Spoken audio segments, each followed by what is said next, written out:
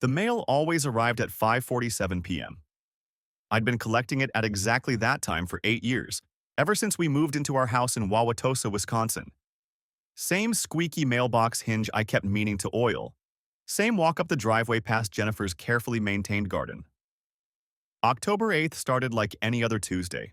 Tyler had debate practice until 7, Emma was at volleyball, and Olivia was at her violin lesson. Jennifer was supposedly in Detroit for another regional marketing meeting and wouldn't be home until late. 20 years at Turner Engineering had taught me the value of routine and precision. My colleagues joked that you could set your watch by my habits. Coffee at 7:15 from Stone Creek Coffee, parking spot B12 at the office, lunch at my desk at noon sharp. That predictability had served me well. Senior project manager at 43, steady promotions, never a missed deadline.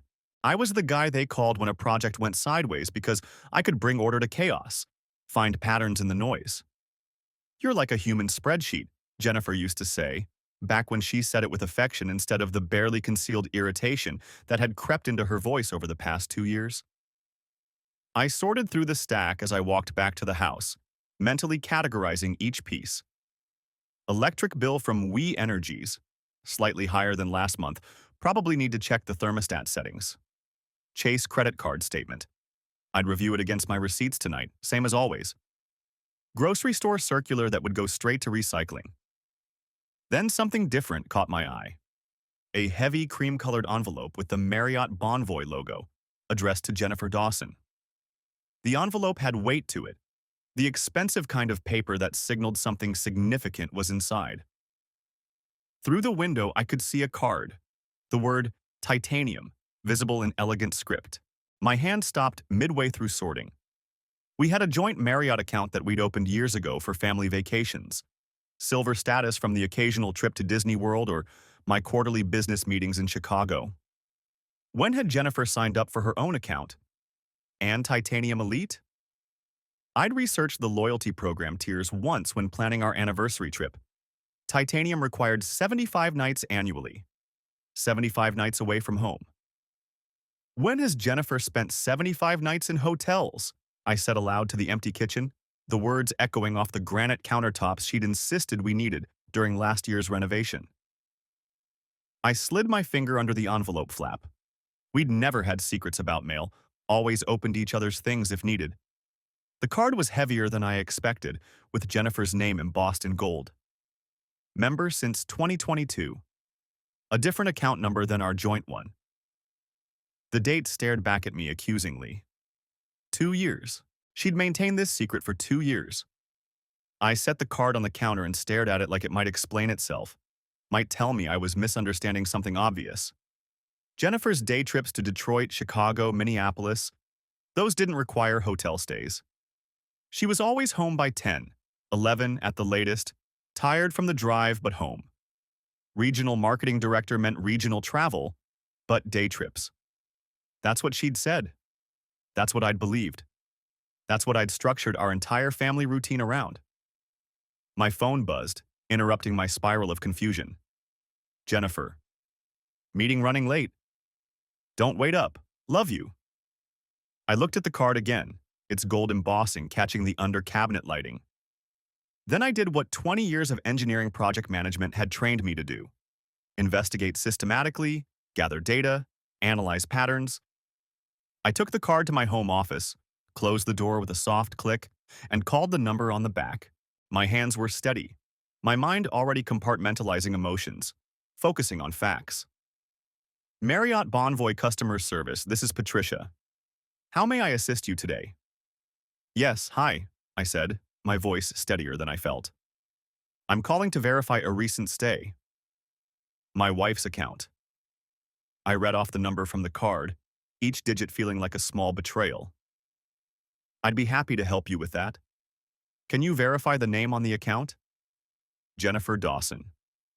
And for security purposes, can you provide the email address associated with the account? I gave Jennifer's personal Gmail, the one she'd had since college, the one where we'd exchanged our first tentative messages 22 years ago. I'm showing that email isn't on file. Do you have another? My stomach tightened, a cold knot forming. She had an email I didn't know about. Try jdawsonmarketing@gmail. Perfect. How can I help you today, Mr. Dawson? The casual assumption that I was Mr. Dawson to Jennifer's Mrs. Dawson. How many times had someone called this number asking about her stays?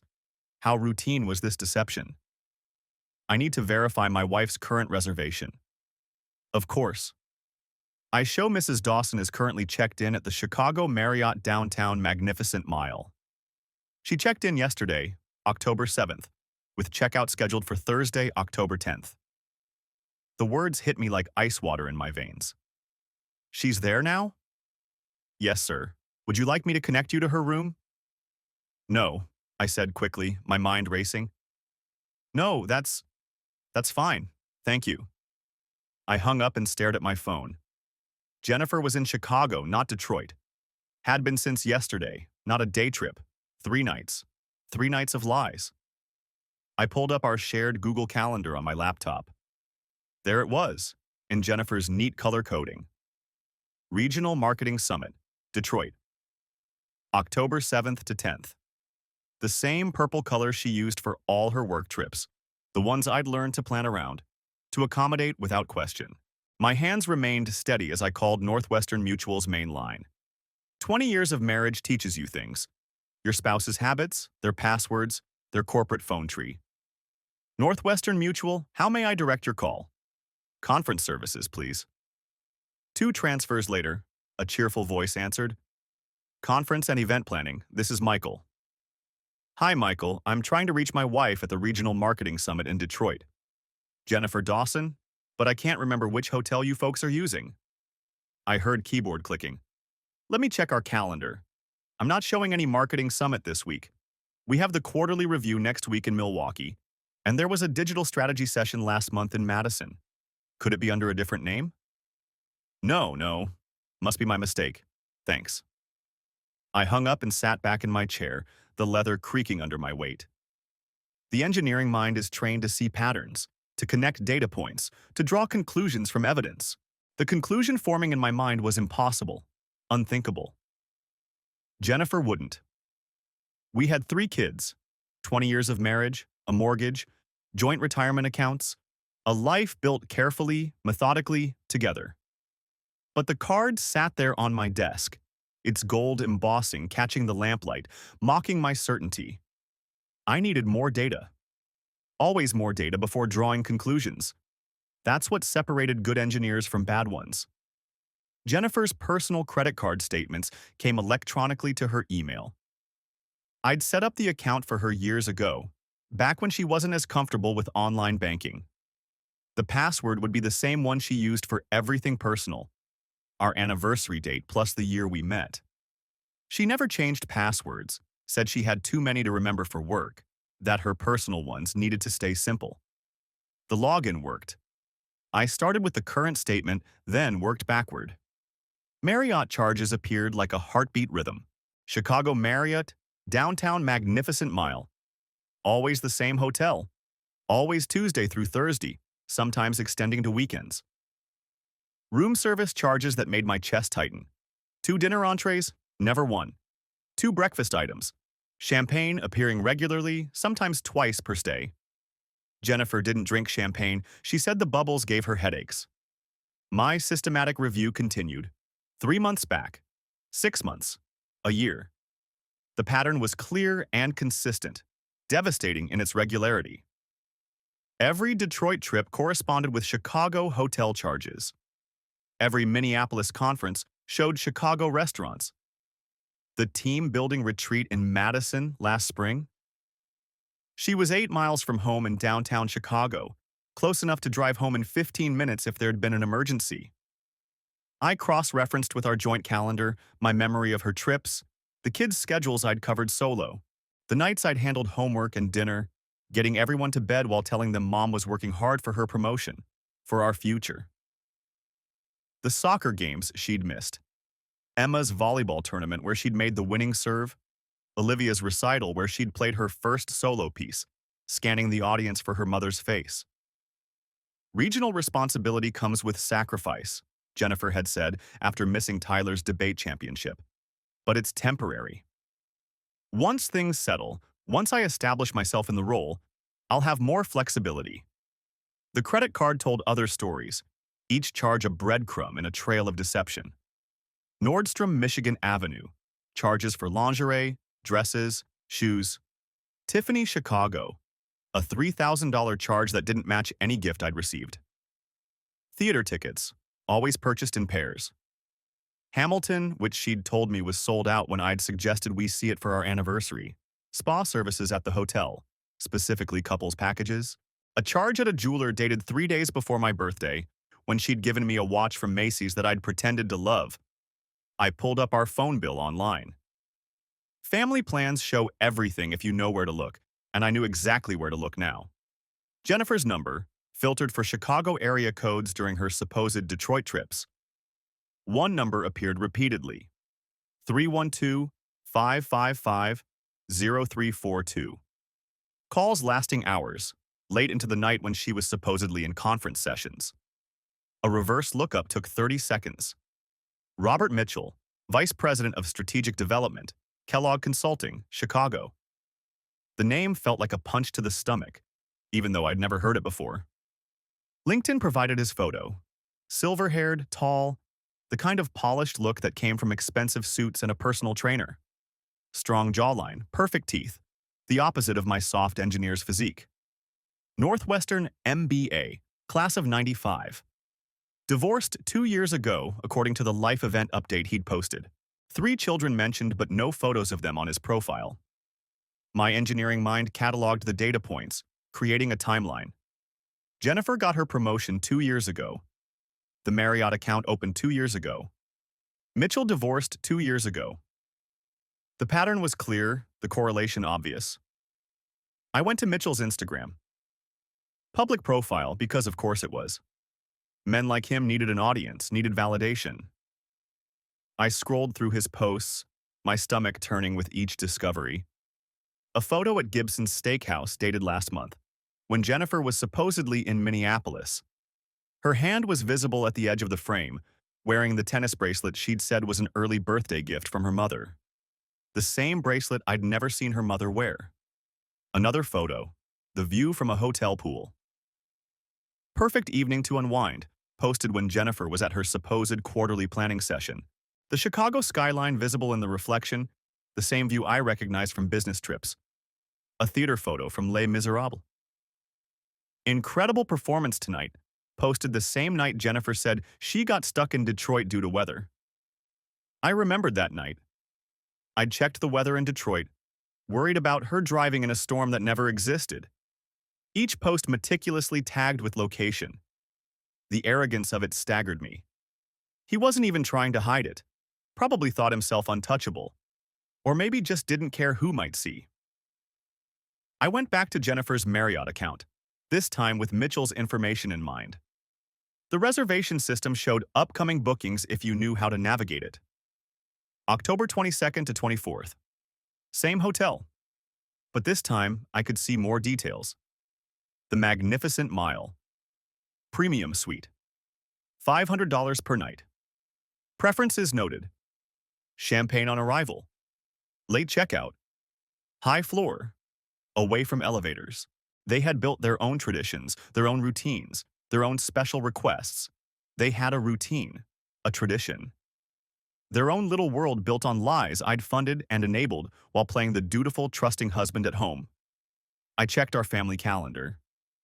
October 22nd to 24th, the kids had fall break. I'd already requested the time off months ago, planning to surprise Jennifer with a long weekend somewhere. Maybe Door County or that bed and breakfast in Galena she'd mentioned wanting to visit. The irony tasted bitter, like copper in my mouth. I sat in my office as the house darkened around me, the data points forming a complete picture. 2 years of deception. 75 nights minimum. More actually, since we were only in October. The effort involved in maintaining such an elaborate lie was staggering. Every trip required a cover story, a fake conference, a plausible reason. She'd researched actual events to reference, created believable details, maintained the fiction seamlessly. The same organizational skills that made her a successful marketing director had been turned toward deceiving me, deceiving our children. The front door opened, interrupting my spiral. "Dad?" Tyler called. "I'm home." "In the office," I called back, closing the laptop, sliding the card into my desk drawer beneath tax returns and old warranties. Tyler appeared in the doorway, still in his debate team polo, backpack slung over one shoulder. At 17, he was starting to look like me at that age. Tall, lanky, the same nervous energy. "Mom home?" "Detroit," I said automatically, the lie sliding off my tongue. "Running late." He nodded, used to it. "I'm starving." "Pizza." "Sure, order for everyone. Emma should be home soon, and I'll pick up Olivia in an hour." He headed to the kitchen, and I heard him calling Sal's, reciting our usual order from memory. Large pepperoni, medium vegetarian for Emma, breadsticks for Olivia. The Tuesday night dad special, he called it. I wondered how many Tuesday nights I'd been the only parent while Jennifer was in Chicago, in that suite, with Mitchell. My phone buzzed. Jennifer again. Exhausted. "These Detroit meetings are brutal. Give kids my love." I typed back, "They miss you. Stay safe." Then deleted it. Typed again, "Kids are good. See you tomorrow." Send. Then I opened a new browser window and did what any engineer would do with a problem that needed solving. I started planning. The Marriott Chicago Downtown Magnificent Mile had availability October 22nd to 24th. The Magnificent View Suite, one of their premier offerings, happened to be directly adjacent to the Premium Suite. I could see it on the floor plan, sharing a wall. Perfect acoustic transmission for whatever might need to be heard. I booked it immediately using my Turner Engineering corporate card. A legitimate business expense. I had a project in Chicago I could visit, or would have by the time I needed documentation. Then I booked 2 more rooms on the same floor for the kids. Comfort and proximity were important for what I had in mind. I pulled up Thomas Morrison's website. Private investigator, former Chicago PD, specialized in matrimonial investigations. Discreet, professional, thorough. His client testimonials were specific enough to be real, vague enough to protect privacy. I composed an email with the dates, the hotel, the subjects. Morrison's auto-reply came back immediately. He'd respond within 24 hours. "Dad?" Olivia stood in my office doorway, violin case in hand, small for her 12 years. "Mrs. Patterson says I need new rosin." "We'll get some tomorrow," I said, closing the laptop. "How was practice?" "Good." I played the whole piece without stopping. "That's wonderful, sweetheart." She beamed and headed upstairs. 12 years old, still innocent enough to trust that her world was solid, that her parents were who they claimed to be, that families stayed together. The next 2 weeks required Academy Award-worthy performance on my part. I sympathized about Jennifer's upcoming Detroit conference, offered to handle Halloween costume shopping, suggested she not worry about missing Tyler's debate tournament. "You're too good to me," she said one morning, kissing my cheek before leaving for work. The same lips that kissed Mitchell, the same perfume he smelled, the same smile she gave him. "Just want to support you," I said. "I know how demanding regional can be." She smiled, relieved.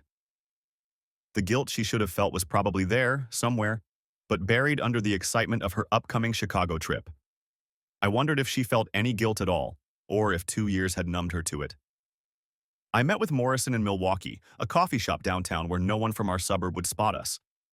He was exactly what his website suggested: professional, thorough, expensive. Former detective, 15 years on the force, specialized in infidelity cases now. He'd document their arrival, their activities, their hotel entrance. High-resolution photos, video, when possible. "Divorce proceedings?" he asked, his tone matter-of-fact. "Yes." Illinois is an at-fault state if the adultery occurs there. Wisconsin is no fault, but infidelity impacts custody and asset division. He said it like discussing weather patterns. Probably had this conversation daily. "I know. I've done my research." He studied me. "You've done your homework." I'm an engineer. I plan things. October 22nd through 24th. Mitchell and your wife. I'll have someone on them from arrival to departure. Every meal, every entrance and exit. You want audio? If possible. It's possible.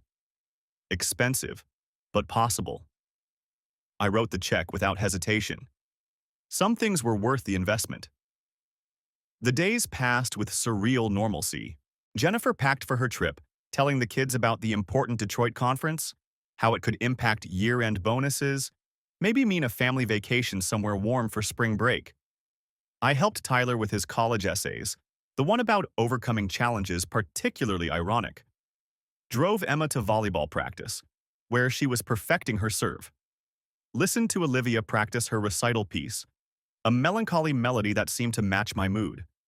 Family dinners where Jennifer talked about her presentation, the stress of regional management, how grateful she was for my support. Her hand would touch mine across the table, and I'd force myself not to pull away.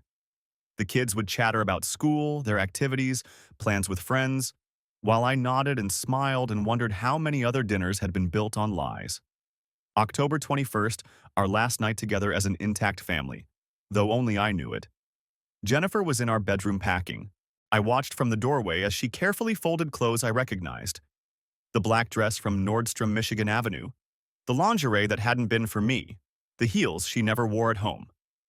This is a big presentation, she said, not looking up. Could really impact year-end bonuses. Maybe we could finally do that kitchen expansion you've been wanting. I'm sure you'll do great. She zipped the suitcase and turned to me. For a moment, something flickered across her face. Guilt? Regret? Or maybe I was imagining it, wanting to see something human in her, something that remembered what we used to be. Eric, she started, then stopped. Yeah, just thank you. For everything.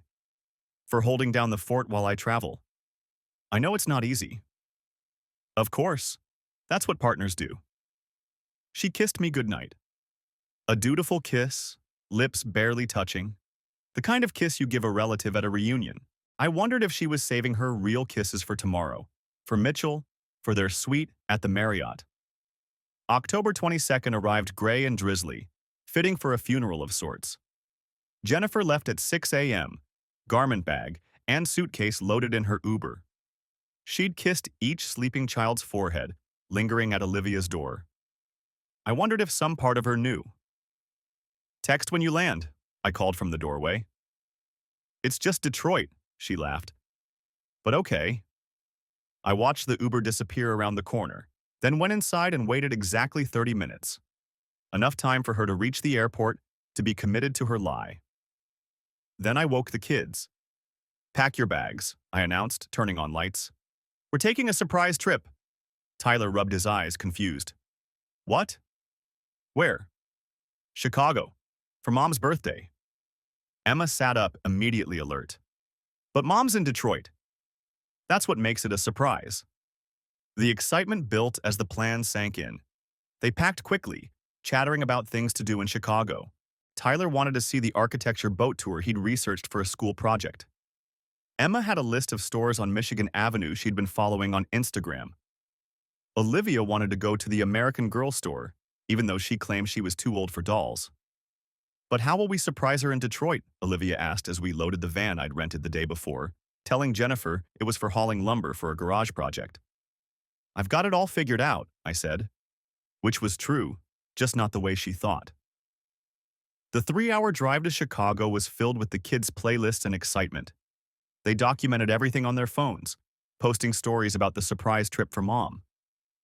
Jennifer wouldn't see them. She was too careful to check social media during her Chicago trips, maintaining the fiction even in digital spaces. We arrived at the Marriott at 11 a.m. The building stretched toward the gray sky, all glass and steel and expensive promises. The valet took the van, and we entered the lobby with our luggage. Marble floors, crystal chandeliers, the soft smell of expensive flowers. This was where Jennifer came. This was her other world, the one she'd chosen over ours. Checking in, I told the desk clerk, a young woman with a practiced smile. Eric Dawson, she typed efficiently. Yes, Mr. Dawson. We have you in the magnificent view suite and 2 adjacent rooms. I see you're Titanium Elite? I'd used Jennifer's number when booking. Yes. Excellent. We've upgraded your rooms and included complimentary breakfast. Will Mrs. Dawson be joining you? She's already here, I said calmly. Checked in yesterday. The clerk's fingers flew over the keyboard. Oh yes, I see. The premium suite. Would you like me to let her know you've arrived? No, we're surprising her. It's her birthday tomorrow. The clerk smiled conspiratorially. How wonderful! Let me make sure your suite is on the same floor. She handed me the key cards. Room 3118, directly adjacent to Jennifer's 3120. The weight of the cards felt significant, like holding evidence. The kids were impressed with the suite. 2 bedrooms, a living area, floor-to-ceiling windows overlooking Michigan Avenue. They immediately claimed their spaces, Tyler taking one room, the girls sharing the other, already planning their sleeping arrangements. Can we go to the pool? Emma asked, practically bouncing with excitement. Go ahead. All of you. I need to make some work calls. They changed and headed out, leaving me alone in the suite. I stood at the wall adjoining Jennifer's room, pressing my ear against it. Faint voices, a laugh that was definitely hers, the laugh I hadn't heard at home in months. The deep rumble of a male voice. Mitchell. My phone buzzed. Morrison. Subjects entered hotel together 10:47 a.m., currently in Seasons restaurant window table. Photos attached. I opened the images.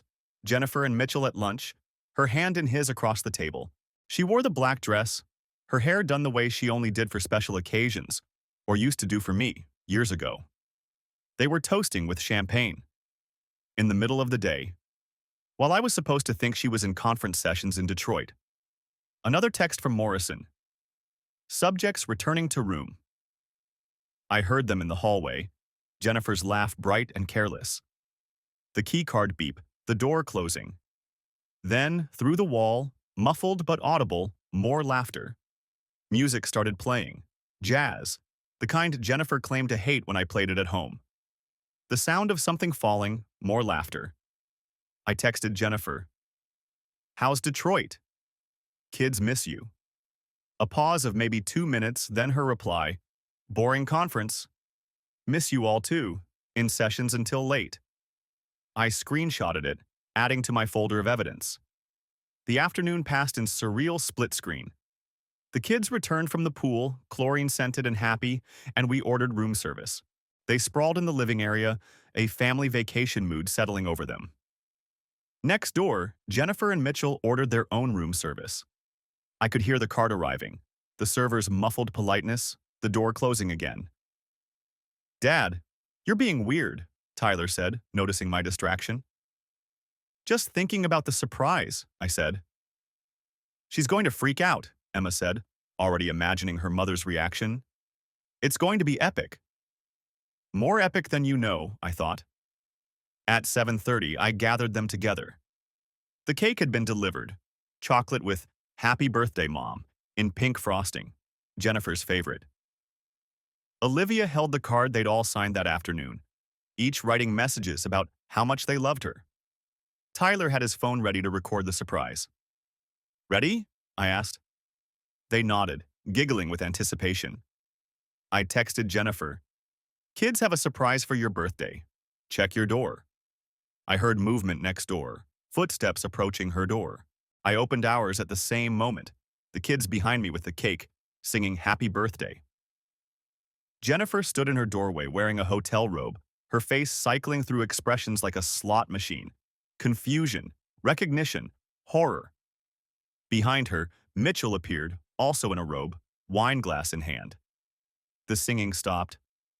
Surprise, I said quietly. We came to Chicago for your birthday. Tyler's voice cracked. Mom? Who's that? Emma dropped the cake. It hit the marble floor with a wet splat, chocolate frosting exploding across the hallway like a crime scene. Olivia started crying, not understanding but knowing something was terribly wrong. Eric, Jennifer stammered, this isn't... I can explain. Explain what? I asked calmly. That you're not in Detroit? That this is Robert Mitchell from Kellogg Consulting? That you've been coming here for 2 years? Mitchell retreated into the room, already calculating his exit strategy. Kids, go back inside, I said. Mom? Emma's voice was small, broken. Jennifer reached for her. Honey, Emma jerked back violently. No! She grabbed Olivia's hand and pulled her into our suite. Tyler followed, but not before looking at his mother with such disgust that Jennifer physically recoiled. Doors had opened along the hallway, other guests peering out, sensing drama. Someone was taking video on their phone. Jennifer noticed and tried to close her door, but I put my foot against it. 2 years, Jennifer. 75 nights. While I was home with our kids, while I was telling them how hard you were working, you were here. With him. You ambushed me, she hissed, finding her anger.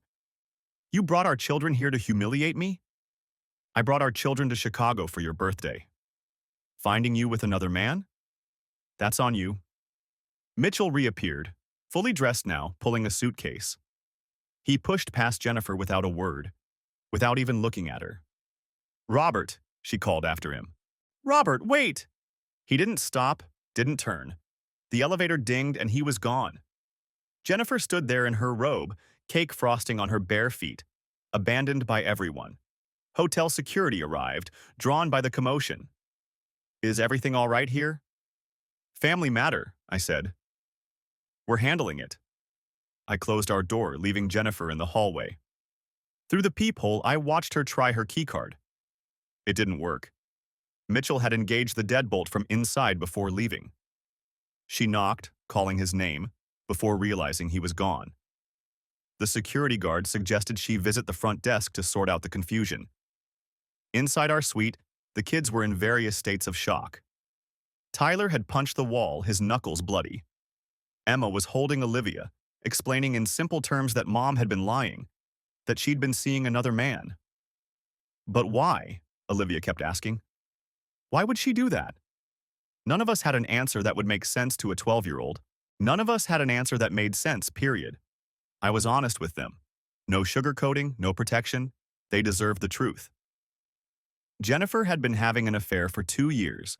She'd lied about her travel, about where she was, about what she was doing. We would be getting divorced. What about us? Emma asked. Where will we live? With me, I said. In our house. Nothing changes for you except… Everything changes, Tyler said bitterly. He was right, of course. We could hear Jennifer in the hallway, arguing with security, demanding they open Mitchell's door. Then silence. Then the elevator ding. She was gone. Morrison texted. Subject left hotel in Uber. Appeared distressed. Mitchell took separate Uber to O'Hare 15 minutes prior. Jennifer spent the night somewhere, her sister Lisa in Kenosha, I learned later. Her credit cards were maxed from her Chicago expenses. She couldn't get a flight, couldn't rent a car without available credit. Lisa had to drive to Chicago to get her. The humiliation was complete. We stayed the night, though none of us slept well. The kids didn't want to stay another minute in Chicago, but it was too late to drive home safely. We ordered pizza, watched movies, pretended things were normal. But Tyler kept checking his phone, reading texts from Jennifer he wouldn't answer. Emma held Olivia, who cried herself to sleep. The cake remained in the hallway until housekeeping cleaned it up, leaving only a faint stain on the marble. The next morning, we left without seeing any of Chicago's attractions. The city was ruined for them now, poisoned by this memory. The drive home was silent except for Olivia's occasional sniffles. I'd already called my attorney David Brennan, the best divorce lawyer in Milwaukee. The papers would be filed Monday. Illinois was indeed an at-fault state, and the adultery had occurred there. Wisconsin would honor that. The documentation was extensive.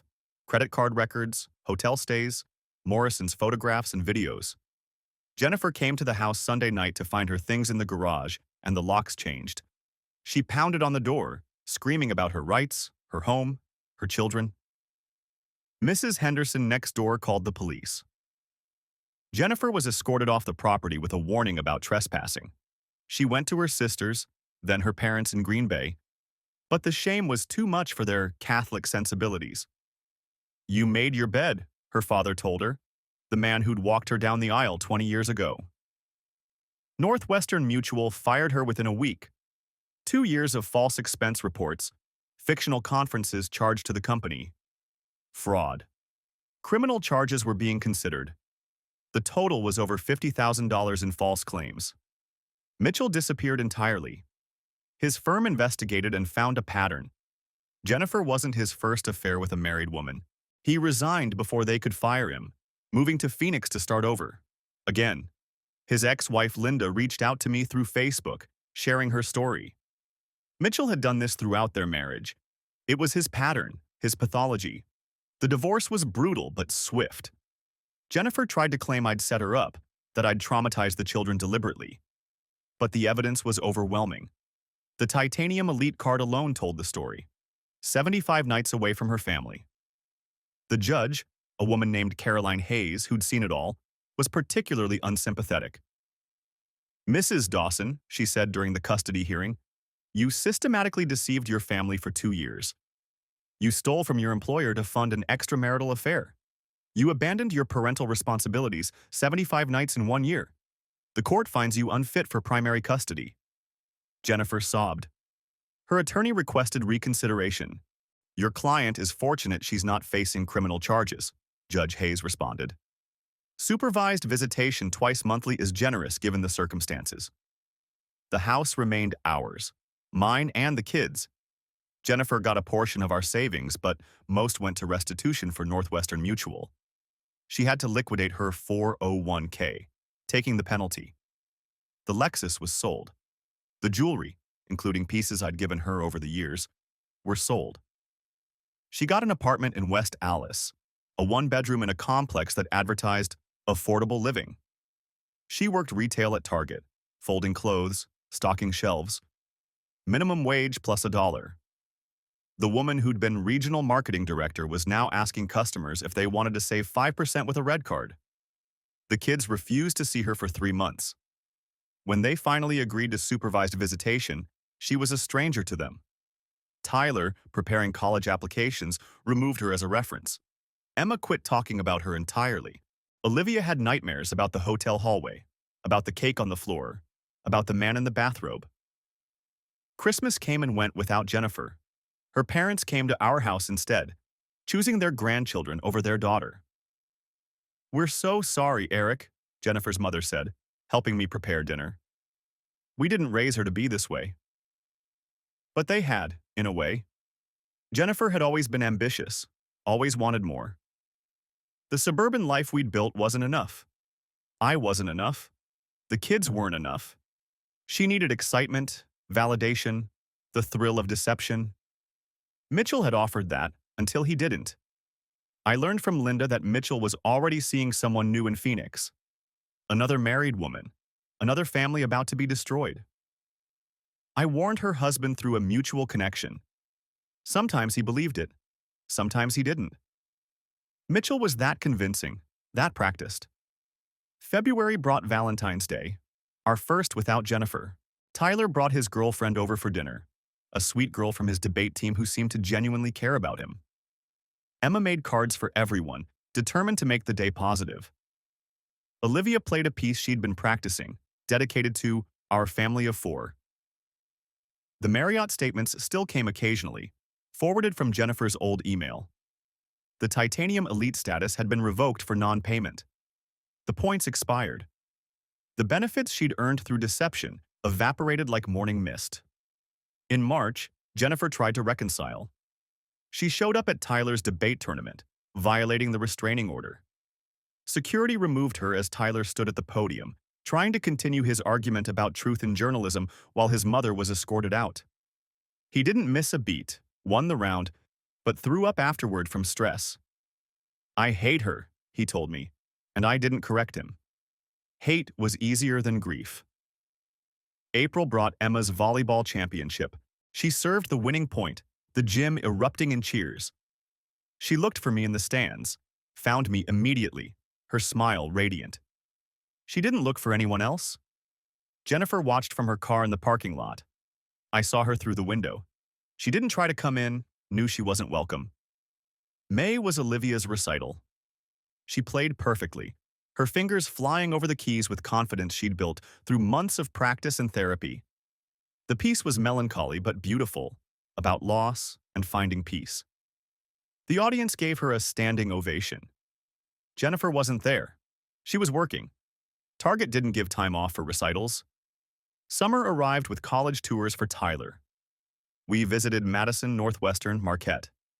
At each campus, he listed me as his parent contact, leaving the mother section blank. "It's easier," he said. I didn't argue. Jennifer's attorney reached out in July. She wanted to modify the custody arrangement, claimed she was getting her life together. She'd been promoted to shift supervisor at Target, had completed court-ordered therapy, had joined a support group. The kids were asked their preference. The response was unanimous. No change. She made her choice, Emma said simply. Now we've made ours. August brought the anniversary of everything falling apart. We didn't acknowledge it directly, but I could feel it in the house, a heaviness that descended as October approached. I found Tyler looking at old family photos on his phone one night, pictures from before, when we were 5 instead of 4. "Do you think she ever loved us?" he asked. "I think she loved us in her way," I said carefully.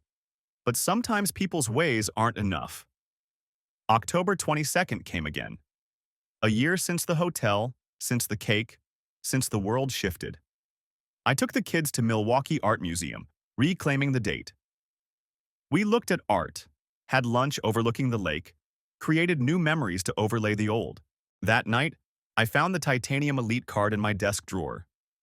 I'd kept it as evidence, but the divorce was final. I didn't need it anymore.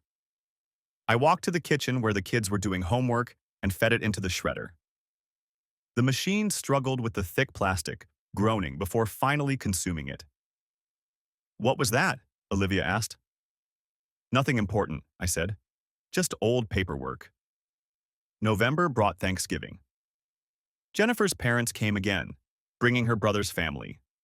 The house was full, warm, alive. Jennifer texted the kids, wishing them happy Thanksgiving. Tyler deleted it without reading. Emma sent back a thumbs-up emoji. Olivia asked me what to say.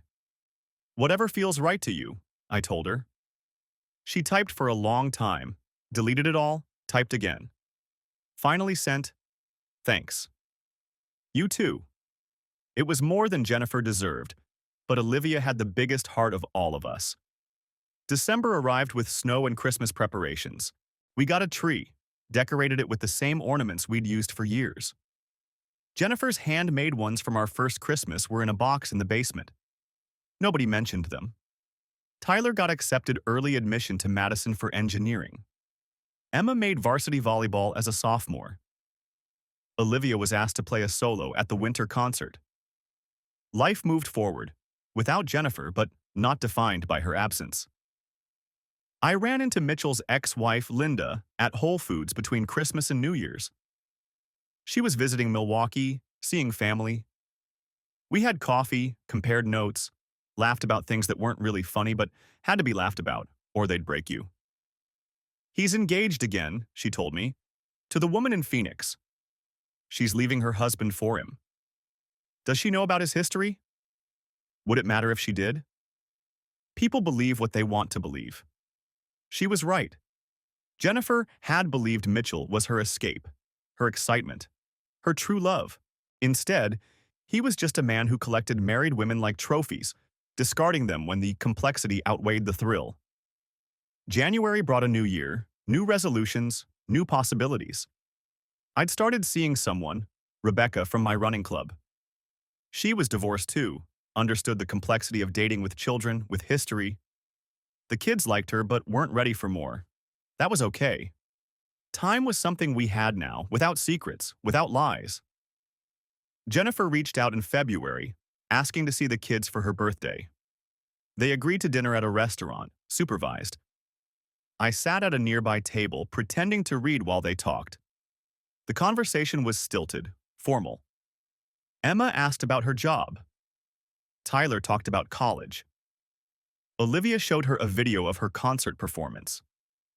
Jennifer cried quietly, dabbing at her eyes with a napkin. "I miss you all so much," she said. "We know," Tyler replied, not unkindly, but not warmly either. When it was over, they hugged her briefly and came to my table. Jennifer stood alone by her car, watching us leave. In the rearview mirror, I saw her still standing there, getting smaller and smaller until she disappeared. March brought spring and with it, a sense of renewal. The kids were thriving despite everything. Tyler's college preparations were in full swing. Emma was being recruited by high school volleyball teams. Olivia had started composing her own music, channeling emotions into melodies. I received a letter from Jennifer's attorney. She was filing for bankruptcy, the restitution payments to Northwestern Mutual, the legal fees, the cost of living alone. It had broken her financially. She requested a modification of the modest alimony payment. My attorney responded that given her fraud, she was fortunate to receive anything. April marked 18 months since the hotel. The kids had adapted to our new rhythm. Sunday dinners, movie nights, homework at the kitchen table. We'd developed our own traditions, our own inside jokes, our own way of being a family. One evening, while helping Olivia with algebra, she said suddenly, "I'm glad you found out." "About Mom?" She nodded. The lying was probably worse than the other stuff. At least now we know what's real. From a 14-year-old, it was profound. May brought Tyler's graduation. He was valedictorian, gave a speech about resilience and truth. Never mentioned Jennifer directly, but those who knew our story understood. Jennifer wasn't invited. She sent a card to the house with a check for $100.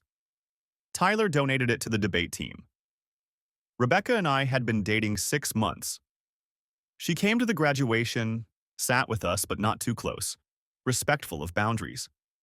The kids had begun warming to her, appreciating that she didn't try to replace anything, just existed alongside us. June was college orientation for Tyler. We drove to Madison together, just the two of us. He'd grown so much in the past 18 months, from angry boy to thoughtful young man. "Dad," he said as we toured the engineering building, "I want to say something." "Okay." "The way you handled everything with Mom, you could have made it so much worse. You could have poisoned us against her, used us as weapons. But you didn't. You just told us the truth and let us decide. You deserved the truth." Not every kid gets it. My friend Jake's parents are divorcing and they're using him like a wishbone, each trying to pull him to their side. You never did that. You've been through enough. We all have. But we're okay, right? We're actually okay. We were. Not perfect, not unscathed, but okay. July brought summer routines. Emma at volleyball camp, Olivia at music workshop, Tyler working at an engineering firm for the summer. I'd been promoted to director of projects at Turner. The stability I'd shown through personal crisis, apparently inspiring confidence in my professional abilities. Jennifer had moved again, to a smaller apartment. The bankruptcy had gone through. She'd kept the Target job, was reportedly doing well there, still alone as far as we knew. Mitchell had married the woman in Phoenix. Linda sent me the announcement with a note. "Third time's the charm?" Doubtful. August arrived hot and humid. We took a family vacation to Door County, just the four of us. No surprises, no secrets, no hidden agendas. Just a week of hiking, swimming, eating ice cream, being together. The kids took hundreds of photos, posted constantly, living their lives openly and honestly. On the last night, sitting around a beach bonfire, Emma asked, "Do you think you'll get married again?" "Maybe," I said. "Someday. If the right person comes along and you're all comfortable with it." "Rebecca's nice," Olivia offered. "She is." "Mom's getting married," Tyler said suddenly. We all turned to look at him. She messaged me. Some guy she met at her support group. Wanted to know if we'd come to the wedding. "What did you say?" I asked. "Nothing yet." "What do you want to say?" He poked at the fire with a stick. "I want to say I hope she's happy. But I don't want to go." I don't want to pretend we're some kind of family. Then say that. All of it? Whatever feels true to you. September came with school starting. Senior year for Tyler, junior for Emma, freshman for Olivia. The morning routine was chaos, but organized chaos. Everyone knew their role, their schedule, their responsibilities. I'd been officially dating Rebecca for almost a year. She came to dinner once a week, sometimes stayed for movie night. The kids had begun to include her in their stories, their plans. Rebecca would like this, or we should show Rebecca that. Jennifer's wedding was in October. Small ceremony at a courthouse. She'd invited all the kids. None went. She sent photos afterward. Her new husband looked kind, older, tired. Maybe he'd be good for her. Maybe she'd learned something. Maybe not. October 22nd came around again. 2 years since the hotel. I didn't mention it, but Tyler did. You know what today is? Yeah. Weird to think about. Yeah. I'm glad it happened, he said, surprising me.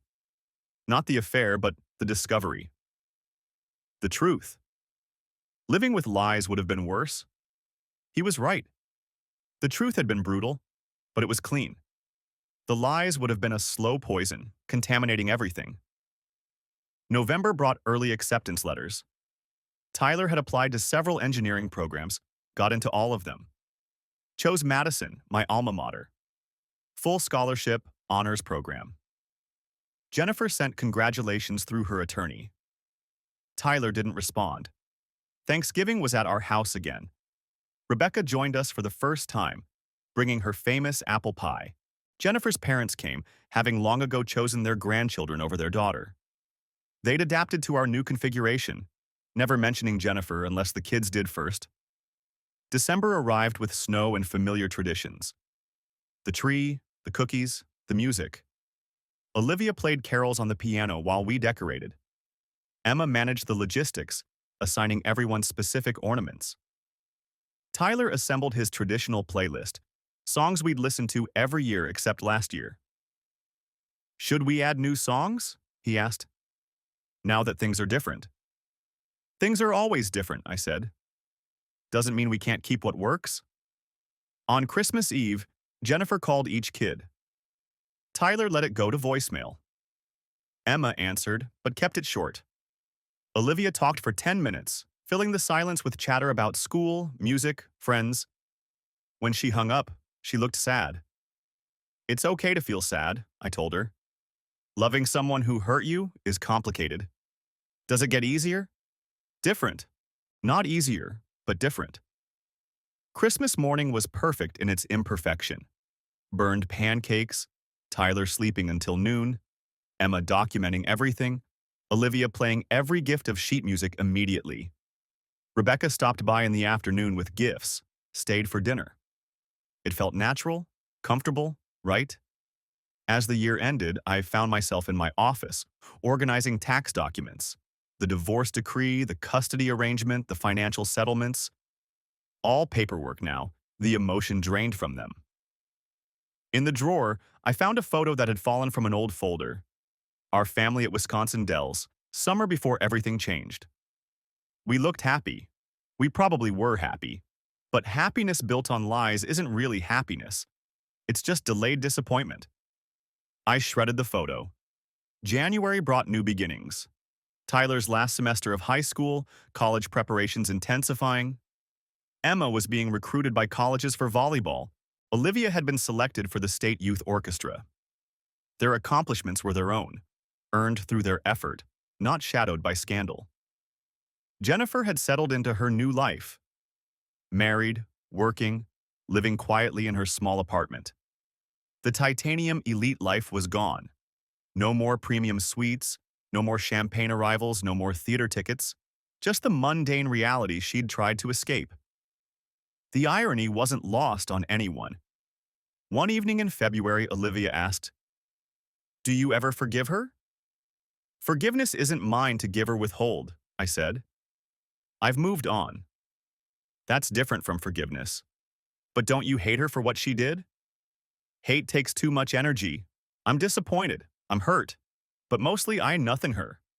She's just someone I used to know. March marked 2.5 years since the hotel. The seasons had cycled through twice. Each holiday celebrated new ways. Each tradition adjusted or abandoned. We'd found our rhythm as 4, occasionally 5 when Rebecca joined us. Tyler committed to Madison. Emma, verbal, committed to Marquette for volleyball. Olivia won first place in the state composition competition.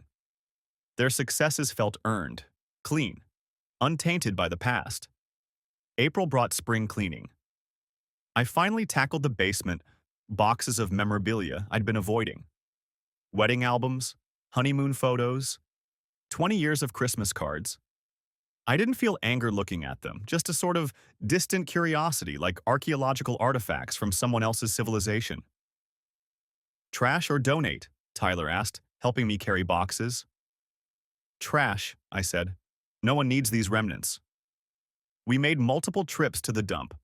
With each load, the house felt lighter, more ours, less theirs. May was prom season. Tyler took his girlfriend. Emma went with a group of friends. I played photographer, Rebecca helping with boutonnieres and corsages. The photos showed happy teenagers, confident and comfortable. No shadows in their eyes, no forced smiles. Jennifer tried to attend Tyler's graduation in June. She'd bought a ticket, sat in the back. Security removed her at my attorney's request. The restraining order was still in effect. Tyler didn't know until after, was grateful he hadn't seen her. Would it have ruined it? I asked.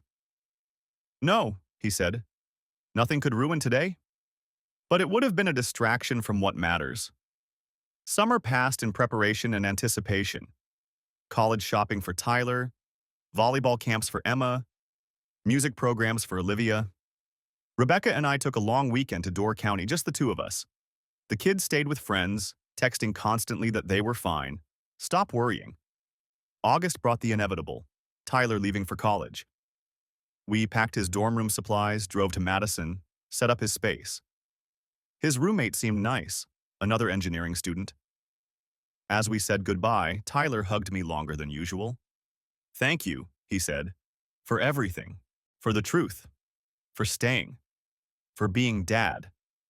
I couldn't speak, just nodded. The drive home was quiet. Emma and Olivia in the back seat, understanding the house would be different now, smaller, but still whole. September adjusted us to new patterns. 3 at the dinner table most nights, 4 when Tyler came home weekends. Rebecca joining more frequently, her presence no longer guest-like but integrated. October 22nd passed without comment. 3 years since the hotel.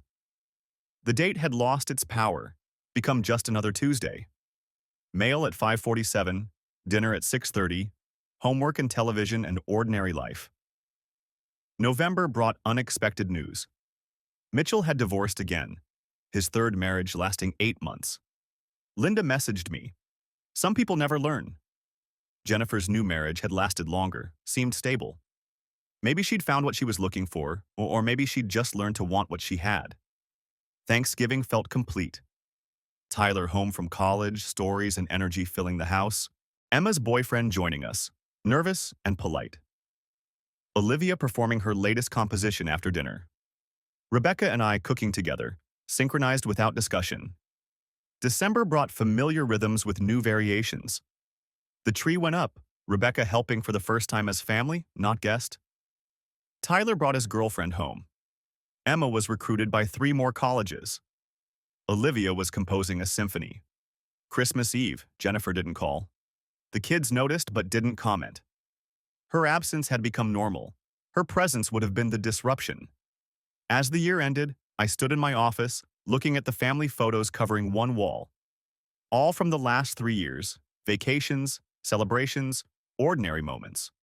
4 people, sometimes 5, living honestly. The titanium elite card was long gone, shredded and disposed. But its lesson remained. Loyalty earned through deception isn't loyalty at all. Real loyalty is Tyler driving home from college to help Emma with calculus. It's Olivia composing a piece for my birthday. It's Rebecca learning our rhythms and respecting our boundaries. It's showing up day after day, Mail at 5:47, dinner at 6:30, homework and dishes and laundry. No hotels, no secrets, no lies. Just truth. Complicated, sometimes painful, but always truth. The mail arrived yesterday at 5:47. Bills, college brochures for Emma, a music magazine for Olivia. Nothing surprising, nothing hidden. I sorted it on the kitchen counter, Emma helping, discussing her college visits. No more Marriott offers? She asked, a slight smile. Not for years. Good. We prepared dinner together, Rebecca arriving as we set the table. Olivia practiced piano in the living room, the melody floating through the house. Tyler called from Madison, talking about his internship applications. This is our life now. Smaller than planned, but stronger than before. Built on truth instead of lies, presence instead of absence, staying instead of straying. The titanium elite status expired long ago. Jennifer's points vanished unused. The premium suites went to other guests, other affairs, other destructions. But we're still here. Still whole. Still us. And that's worth more than all the loyalty points in the world.